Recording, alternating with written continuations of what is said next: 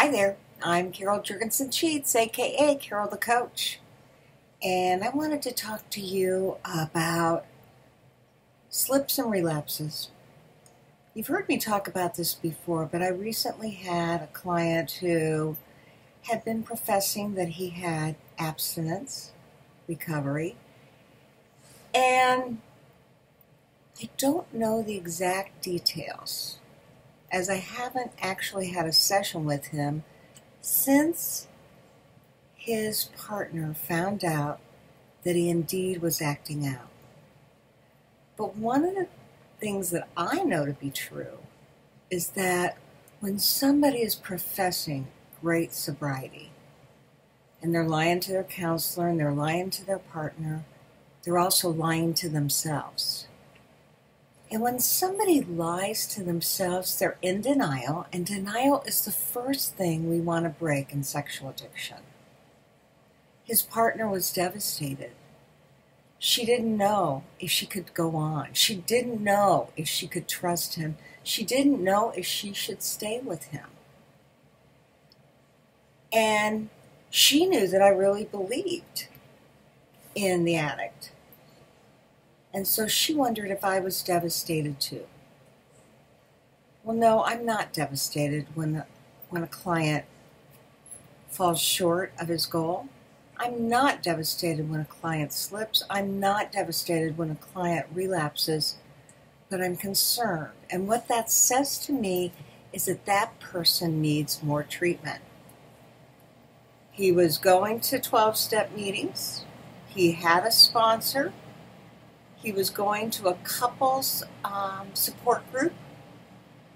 He was seeing me as a consultant and a coach. He had a therapist. So this man was doing a lot of healthy things to stay clean and sober. But at the heart of his demise was that he was lying. And whenever you lie,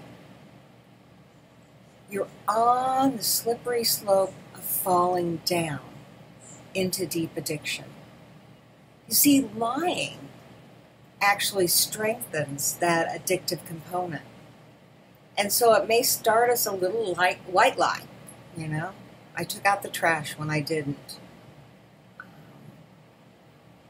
I have not clicked on any provocative pictures. I have not gone to any adult websites.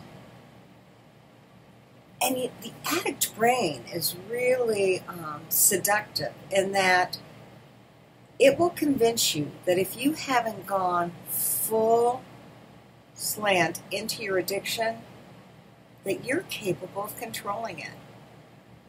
And yet we know that you're not, and that when you begin to lie to yourself, the addict takes over, and within hours, days, weeks, or months, you'll be back into it full-fledged.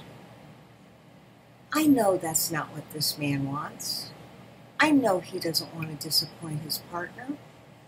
I know he is humiliated at having been caught. And I got to tell you, he initially got caught because somebody exposed him to his partner. So that was the initial problem. But then I said, let's do a polygraph. Because although certainly there's a possibility somebody can get by one, what I really believe is that more often than not, that doesn't happen. And he failed 4 out of the 5 questions, with high anxiety and high deception. So despite the fact that his partner was worried that maybe he could fool the test, his anxiety got the best of him. It's very difficult to control your parasympathetic and sympathetic organization. You know, you can fool yourself, but the body keeps score, and the body will let a polygrapher, an examiner know that the questions you are asking he cannot follow through and be truthful. So, okay, I have to bump up treatment. I'm going to be talking with this therapist, and this is a pretty high-profile client, and so he couldn't do it with all those foundational supports.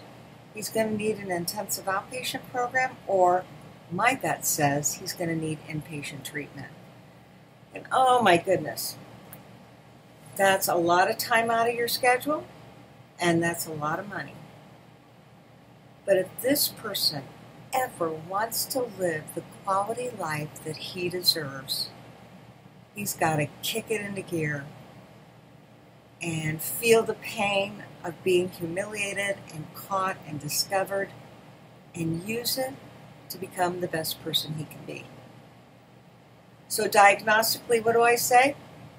I say, when somebody lies and they resume that deceit, it's a prognosis for disaster. And it tells me that diagnostically they need more. And if you're somebody that's been lying to your spouse, or if you're a spouse who has somebody who's been lying to you, just know that there is help out there. It's going to have to be stepped up. Now, with teenagers and addiction, we oftentimes tell parents, oh, they're probably going to need at least 3 treatment centers, 3 inpatient visits before they really get clean. Because adolescents are immature. They're typically oppositional, especially if they're addicts. They want what they want when they want it. They're not ready to give in to that. And if somebody's got a bad addiction, a bad sexual addiction, then guess what? They might need several courses of treatment too. That only says to me that that addiction was a lot stronger than we all thought. And now it's time to put it into gear and find the treatment program and the treatment plan that will work for them. So if you're struggling, get honest, get real, and get the help you need. I'm Carol Jurgensen-Sheets, aka Carol the Coach, and I just want you to know I have faith in you. Probably more than you do in yourself. But what I really have faith in is that the system works when you work it.